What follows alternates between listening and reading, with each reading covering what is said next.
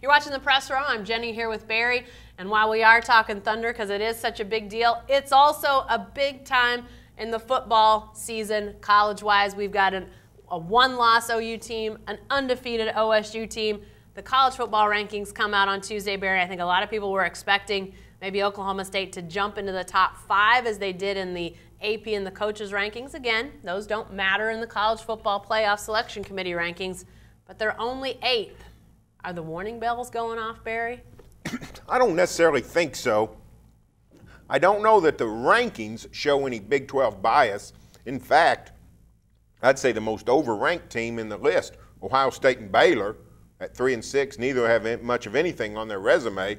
If the committee had just flopped OSU and Baylor, made OSU 6 because of the victory over TCU, had Baylor at 8 because they weren't playing anybody yet, most people would say, it's close to about right. So yeah. I don't think in the rankings, I don't see a lot of warning bells. Now, we get worked up about things. You know, I've written about the comments made by Jeff Long.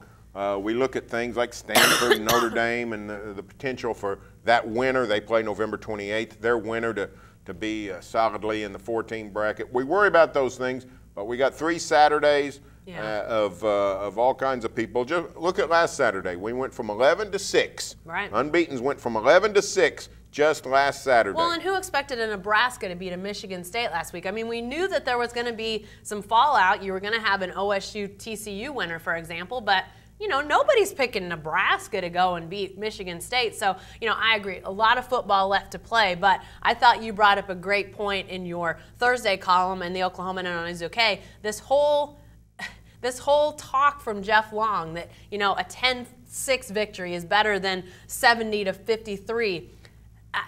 I don't know that the lobbying can start soon enough on, you know, what Glenn Spencer was saying after that TCU game, that per possession his defense allowed 1.7 points. That's pretty good. 110 snaps is almost 3 games in the Big Ten, Barry. The Big 12, I don't think they want to do it, but I think they may have to do it. They're going to have to get out there and explain why they are playing good defense, why this offense, while they're putting up video game numbers, isn't necessarily bad. Well, and they're getting some help, too. Joel Klatt, the former Colorado quarterback, who is now the Fox lead analyst on college football, does a lot of Big 12 games, did OSU, TCU. He this week pointed out on Colin Cowherd's show that points per possession, there were more points per possession scored in Alabama LSU than in OSU TCU. The score was 30-16, Alabama LSU, but not as many possessions. So you don't think defense, or I mean, you think defense, not great offense, but the offense was actually better in Alabama LSU than it was in Oklahoma State TCU. So more people, you know, not just me, not just here locally, but nationally, people are sort of rising to the occasion. But I do think the coaches are going to have to at some point come out and say, and we go back to 2011 where Mike Gundy took the high road, didn't politic for that second spot in the college football rankings, and I think to this day regrets that he didn't, because Alabama got it instead of the Cowboys, closest vote of all time, BCS formula. Sometimes you have to stick up for yourself. Yeah, and you know, I think it would be, I think it'd be a total travesty if a Baylor or an OSU, or even if OU runs the table the rest of this way, if one of them doesn't get a chance to get in there. I'd like to see one of these offenses against one of these SEC defenses, a defense or a Big Ten defense, you know, some team that people think plays this great defense. You know, it's one of the things that I think is most missed from that 2011 season when Oklahoma State misses out on the national championship game that LSU and Alabama play. You know, I don't have any idea if OSU would have won, could have won.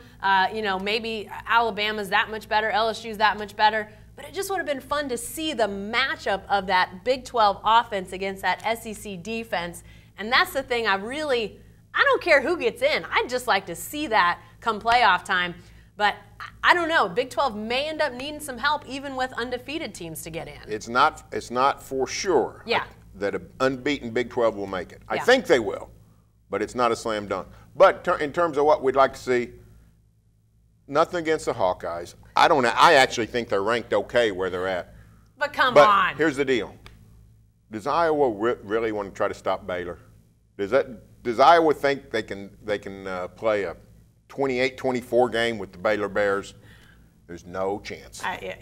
Yeah, I'm laughing, I'm smiling, but yeah, I don't think there's any chance. And I don't think Iowa gets there. Sorry, Hawkeye fans. Sorry, Big Todd, guy who works in our sports department. But there's a lot of football left to be played. I think what you said earlier is exactly right.